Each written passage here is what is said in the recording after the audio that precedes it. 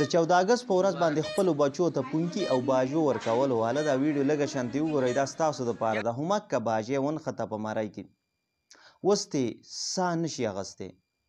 ساه ډېره په تکلیف واخلي ولې چې باجه کې ډېر باریک او نری سوری وي بیا چې هغه ساه واپس کله راوځي بهر نو دا یو پو اواز وکړي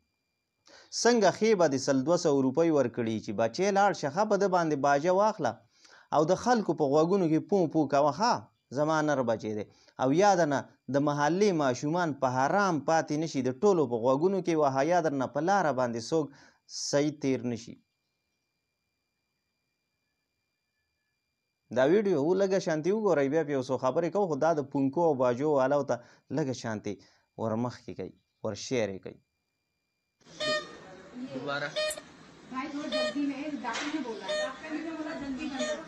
क्या खाया तूने ویډیو تاسو وکړه ګرانو کتونکو دا د همکه لاپروا والدینو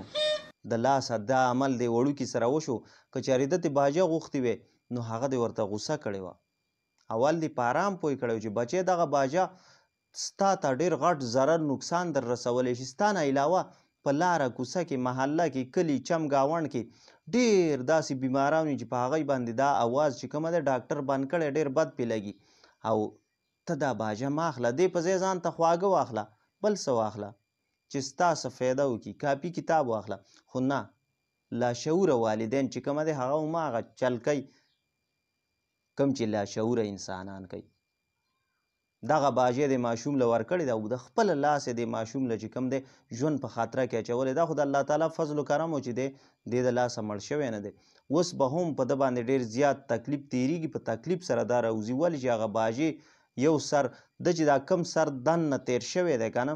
هغه سر نری دی او دا بل سر یې ډبل دی هغه ډبل سر به اوس مرۍ ته اړمیږي ډېر په مشکله به ترې دا راوځي خو دغه تکلیف دی والدینو دی ماشوم ته ورکړو